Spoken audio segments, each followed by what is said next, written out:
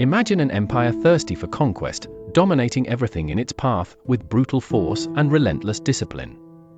Now imagine a civilization that, even when defeated, refuses to disappear, and instead transforms the very empire that conquered it. This is not just the story of Rome and Greece, it is the exact moment when the sword meets wisdom and military power bows before intellectual genius.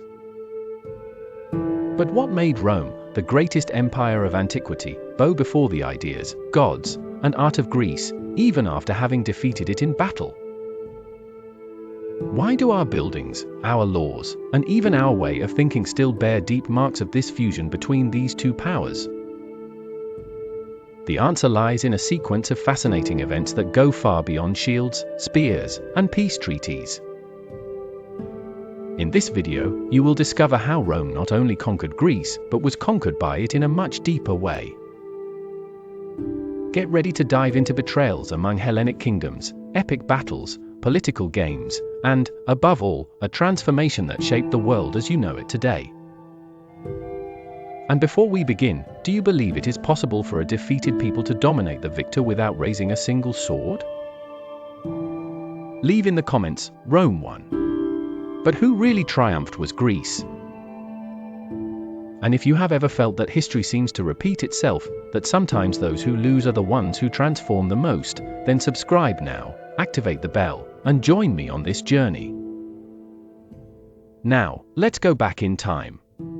Because the story you are about to hear now is the story of how Greece lost its lands but conquered the world through Rome. When Rome began its slow and strategic ascent on the Mediterranean stage, Greece was no longer the invincible beacon of antiquity. Its golden age, marked by the splendor of Athens, the feats of Sparta, and the philosophical genius of names like Socrates and Aristotle, had already come to an end. In place of glorious battles against the Persians or intense rivalries between the city-states, a scene of political division, military weariness, and internal crises emerged. It was as if the vibrant soul of Greece had aged, tired from centuries of glory, and was ready to be dominated by Rome. While the Greeks fought among themselves for small hegemonies and weakened in fratricidal disputes, Rome consolidated a disciplined war machine, an adaptable political body, and an expansionist mentality that knew no borders. The Roman Republic, forged in battles against Italic tribes, Etruscans, and Carthaginians, looked eastward with ambition. The wealth, culture, and prestige of Greece seduced the Romans, but the path to its conquest was not immediate, it was built gradually, with strategic intelligence. At this initial point in the narrative, the contrast between Rome and Greece is striking. On one side, a world in decline, steeped in nostalgia and division; on the other, an emerging power, united, aggressive, and willing to rewrite history. And it was precisely in this moment of Greek fragility that the Romans saw an opportunity. Thus begins the journey that would lead to the complete domination of the Hellenic world. With the death of Alexander the Great in 323 BC, the ephemeral unity he had imposed on the Greek world dissolved almost immediately. The colossal empire that Alexander built, stretching from Macedonia to the banks of the Indus River, could not withstand his absence. Without a strong and uncontested heir, his generals, the Diadochi, divided the parts of the empire among themselves, initiating a series of bloody conflicts that would last for decades. Egypt, Syria, Persia, and Macedonia itself were divided as spoils among those who had once marched together. It was the beginning of a new era, that of the Hellenistic kingdoms. Within mainland Greece itself, the traditional city-states, Athens, Sparta, Thebes, Corinth, no longer shone with the same brilliance as before. Politically weakened, economically dependent, and militarily irrelevant. These cities began to live under the shadow of new kings who claimed to be heirs to Alexander's legacy. But these kings did not share the same genius or civilizational ambition. They were pragmatic, distrustful, often cruel, and constantly at war with one another. The leagues that emerged, such as the Aetolian League and the Achaean League, desperately tried to regain some form of autonomy or relevance for the ancient Greek cities. But their leaders were more concerned with maintaining regional power than with restoring pan-Hellenic greatness. This further fragmented the territory, opened the door for opportunistic alliances with foreign powers, and created a perfect climate of instability for the entry of a new player. Rome watched all of this with attention and patience. While the Hellenistic kingdoms devoured each other, the Roman Republic was strengthening and preparing its triumphant entry onto the Eastern stage. The first interactions of Rome with the Greek world were not planned as a grand campaign of conquest, but rather as strategic responses to events that gradually pulled the Romans further into the Eastern scene. Initially, Rome was still a regional power, focused on controlling the Italian peninsula.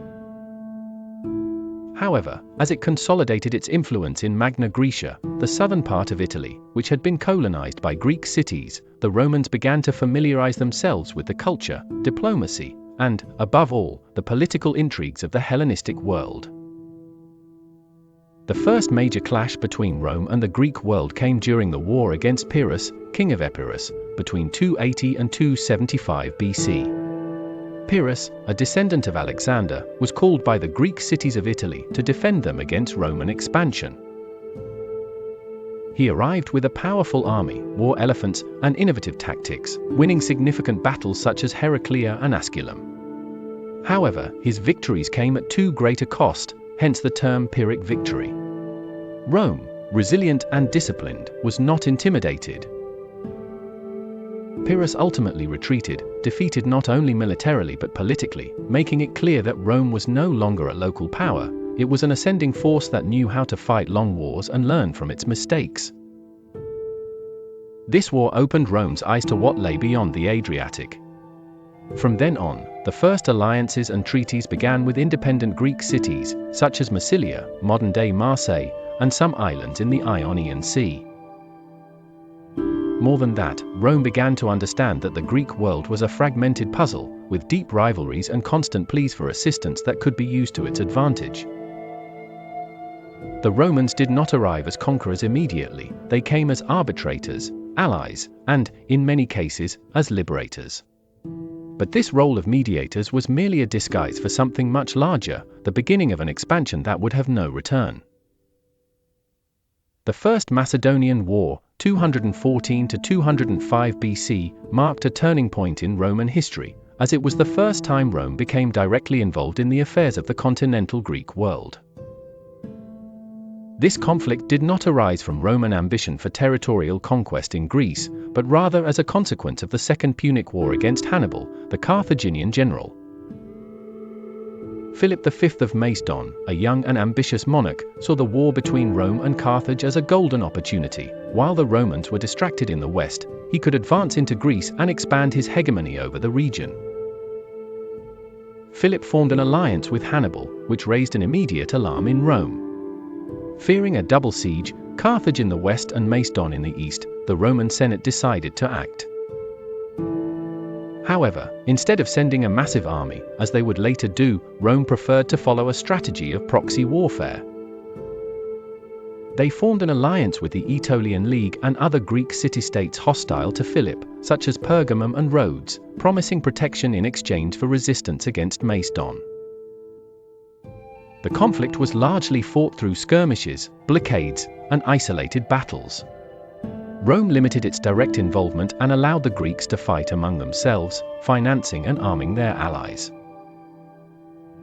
Philip V, despite his ambitions, saw his expansion curtailed by this new Western force, which, even from a distance, was beginning to shape the balance of power in the Hellenic world. When peace was signed in 205 BC, Rome did not conquer territory but consolidated something even more powerful, its political presence as an arbiter of Greek conflicts. The outcome of the First Macedonian War was not a resounding military victory, but rather a warning: the Romans were now permanently involved in Greek affairs. And this seed, planted with alliances and treaties, would soon germinate into more direct, bloody, and decisive wars. The Second Macedonian War, 200 to 197 BC, marked Rome's transition from an external influence to a decisive military power in Greek affairs. After the First Macedonian War, Philip V of Macedon continued his expansionist policy, targeting the Seleucid Empire and threatening Rome's allies. Philip's actions alarmed the Hellenic community. Rome, recovering from the war against Hannibal, saw Philip's rise as a threat to the balance of power. When Philip besieged cities protected by Roman treaties, the Senate had a pretext to intervene. Rome sent an army under Consul Titus Quinctius Flamininus, a young strategist with political ambitions. He formed alliances with Greek cities oppressed by Philip, presenting himself as a liberator rather than a conqueror, gaining local support. The war's climax was the Battle of Cynocephaly in 197 BC, where the Macedonian phalanx faced the Roman legions. The phalanx, strong on flat terrain, was vulnerable to the flexible Roman legions, which broke their formation and won decisively. Philip V was forced to submit to Rome's terms, renounce territorial ambitions, pay reparations, and maintain a reduced army. Rome's victory at Cynocephaly solidified its role as the arbiter of Greek politics and established a new military paradigm. The Hellenic world, once seeing the phalanx as invincible, now recognized the Roman war machine's superiority. Flamininus proclaimed the freedom of the Greeks at the Isthmian Games in 196 BC, masking Roman domination as liberation. With the victory at Cynocephaly still echoing throughout Greece, Rome understood that it needed more than military strength to win hearts and minds. Titus Quinctius Flamininus, already recognized as a hero among the Greek allies, put into practice one of the most intelligent and symbolic diplomatic gestures in ancient history, the proclamation of freedom for the Greeks. During the Isthmian Games of 196 BC, in Corinth, before a crowd of representatives from all the city-states, Flamininus rose and declared that Rome did not seek Greek territories, only the freedom of Greece. The words fell like thunder among the people. Many wept, others cheered. For the first time, after centuries of domination by Hellenistic kingdoms or external empires, the Greeks believed they were free. But this freedom came at an invisible price. Rome did not place legions in the cities, nor did it install governors, but it maintained a constant diplomatic presence, intervened in local disputes. Rome imposed its will through treaties and alliances, and cultivated internal rivalries among the Greeks, always ensuring that no city gained enough power to challenge its influence. It was a new form of domination, subtle, wrapped in noble words and promises of autonomy. The Greek cities came to depend on Rome to resolve their internal conflicts and protect themselves. Rome acted as judge, arbiter, and ultimately, mistress of Greece, without ever officially declaring itself as such. This relationship was the prelude to the formal domination that would come later. Flamininus deeply understood the Greek soul. Unlike other Roman generals, he spoke Greek fluently, admired their culture, and made an effort not to be seen as a barbaric occupier. His image was shaped as that of a new Alexander, only Roman, someone who did not destroy but liberated. This political aura was essential to maintain the temporary peace that followed. The Greek political landscape, seemingly calm after the proclamation of freedom, began to stir again over the decades. Internal rivalries, subtly fueled by Rome, eroded any chance of true unity among the city-states. The spark for a new Great War would come from Macedonia. After the death of Philip V, the throne passed to his son Perseus, an ambitious, intelligent, and proud monarch who sought to restore the prestige of the ancient Macedonian kingdom. Perseus was not an impetuous adventurer, but a cautious strategist. He allied himself with influential Greek cities, married Laodice, sister of the Seleucid king Anchises IV, and garnered the sympathy of many Greek factions. For Rome, these alliances and strategic moves sounded like provocation. The mere idea of a strong Macedonia again set off alarms in the Roman Senate. In 171 BC, Rome declared war. The Third Macedonian War began. Unlike previous conflicts, Rome was now fully committed to dominating the eastern Mediterranean. Perseus offered one of the most resilient defensive campaigns against the Romans, efficiently mobilizing resources and achieving tactical victories. Perseus delayed the Roman advance for years, becoming a symbol of Hellenic resistance. But the Romans had evolved not only militarily but also in their tactics of political and economic attrition. They surrounded Perseus on all sides, cutting off his supply lines, sabotaging his alliances, and finally, in 168 BC, forcing him to face the final battle at Pydna. Perseus's defeat was overwhelming. Thousands of Macedonians were massacred, and the king himself was captured and taken in chains to Rome, where he was displayed as a trophy in a triumphal parade through the streets of the capital.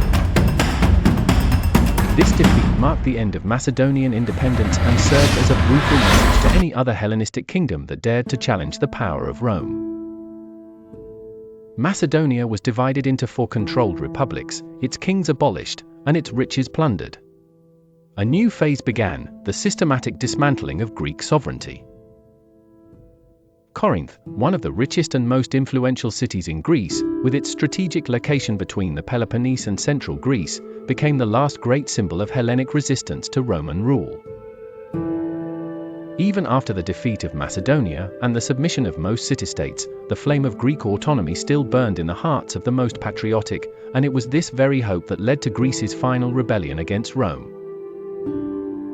In the year 146 BC, the Achaean League, led by Corinth, dared to challenge Roman authority. It was not a heavily armed uprising or one widely supported, it was more a desperate explosion of pride and dignity than a solid war strategy. Rome, now with its sharp and ruthless war machine, responded with full force. The Roman consul Lucius Mummius was tasked with the suppression, and with a disciplined and immensely superior army, he marched on Corinth. The battle was brief, but the massacre was lasting. After the victory, Mummius ordered the complete destruction of the city. Corinth was brutally sacked. Its artistic treasures, famous throughout the ancient world, were stolen and sent to Rome. Women and children were sold into slavery. Men were executed. Houses were set ablaze. And, as a final act of exemplary punishment, Corinth was literally razed to the ground. For over a century, the city remained in ruins, a gaping scar of Roman domination. This episode was not only the symbolic end of free Greece, it was also the silent proclamation that, from that point on, the Hellenic world ceased to be a collection of autonomous cities.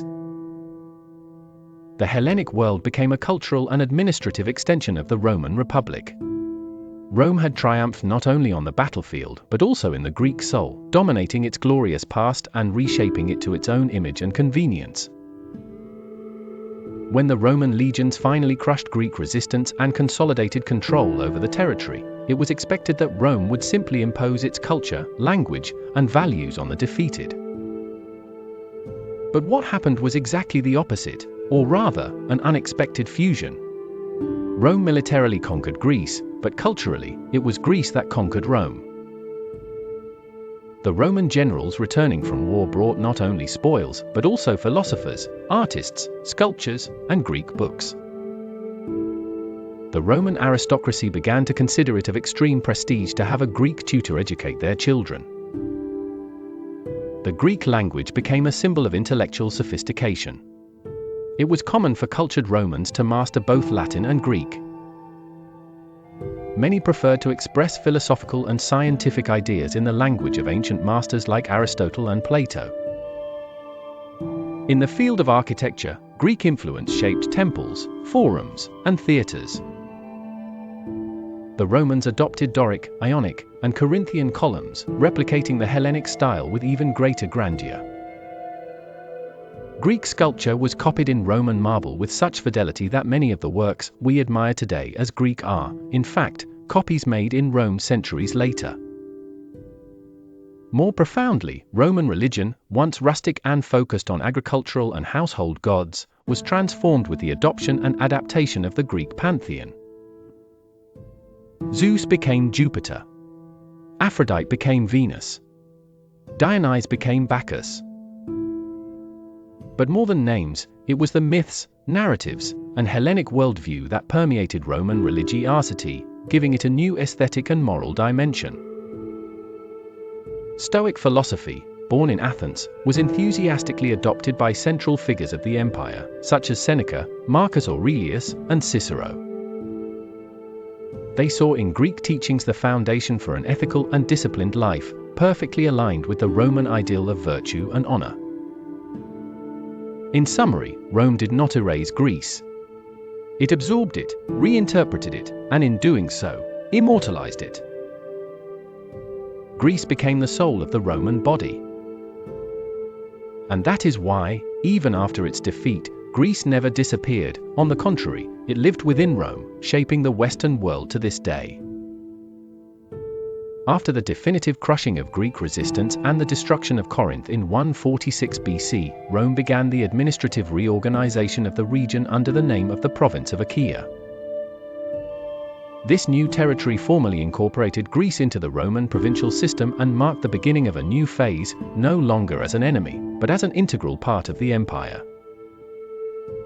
And, like every Roman province, Achaia was managed with a firm hand, political pragmatism, and meticulous tax collection.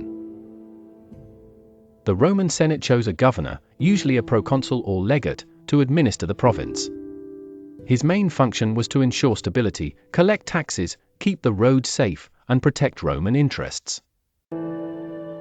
This central authority was supported by a complex web of Greek city-states that, despite their submission, still maintained a degree of local autonomy.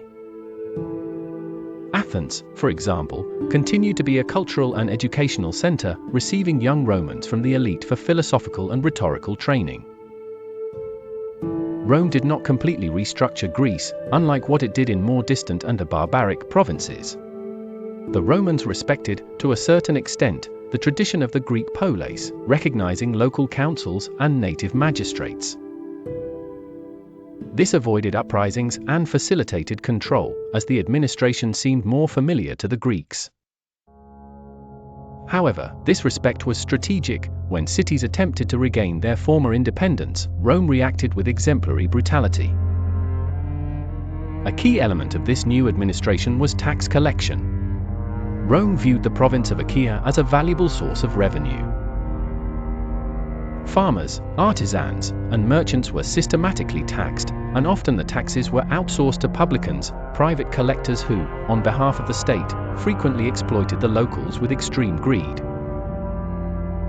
This system generated resentment, but also ensured that the Roman treasury remained well-stocked. Despite this, the province prospered in many aspects. Trade routes between the East and the West intensified, and Greece became a vital link between Rome and the riches of the Hellenistic world. Cities like Corinth were rebuilt under Roman influence and became cosmopolitan centers, where Roman and Greek culture intertwined in temples, markets, and forums. Greece, now a province, was no longer the mistress of the ancient world, but it was still a mirror in which Rome saw its own greatness reflected. Even under the weight of Roman domination, the flame of Greek culture never extinguished. On the contrary, in many aspects, it reignited with strength, finding a new space for expression within the very heart of the empire. The Roman political dominance over Greece did not signify cultural destruction, but rather a complex fusion, where the conquerors began to venerate and intensely absorb the values, knowledge, and aesthetics of the conquered. The Greek language continued to be spoken with pride, especially among local elites and in the older cities. At many times, Greek was even preferred among cultured Romans of the East, becoming a language of erudition, philosophy, and science. Writers like Plutarch, who was born in Boeotia, continued to produce brilliant works that united classical Greek themes with reflections on ethics, politics, and spirituality. His parallel lives, for example, influenced thinkers of the Renaissance centuries later. The theaters remained in operation, the philosophical schools of Athens still attracted youth from all over the empire, and the temples dedicated to the gods of Olympus continued to be visited and maintained, even with the introduction of Roman cults. Greek culture was, in practice, so powerful that it began to shape the very Roman spirit. Generals, senators, and even emperors studied Greek classics, read Homer, quoted Socrates, and commissioned statues in Hellenic style. Stoicism, a philosophical school born in Greece, was adopted by central figures of the Roman elite, such as Emperor Marcus Aurelius. His work Meditations, written in Greek, is a direct testament to how Greek thought flourished within the imperial palace. Greece, despite being militarily subdued, had conquered Rome intellectually. It was as if the Greeks, upon losing the sword, had triumphed with the pen, the word, the art. This symbiosis extended to the plastic arts, architecture, and even religion. Greek gods were Romanized and venerated with new names, but their stories remained intact. Apollo, Athena, Zeus, all continued to live on in sculptures, coins, temples, and poems.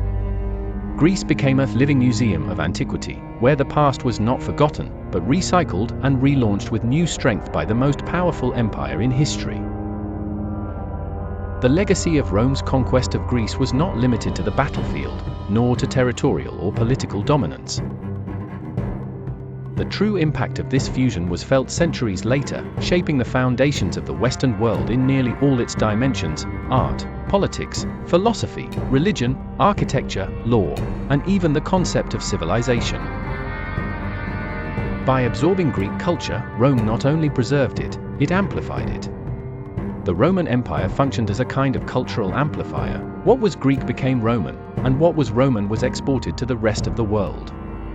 Libraries were erected with Greek texts carefully translated or preserved. The ideas of Plato, Aristotle, Hippocrates, and Archimedes traversed centuries hidden in Roman scrolls, which would later serve as the basis for the European Renaissance and the emergence of modern science.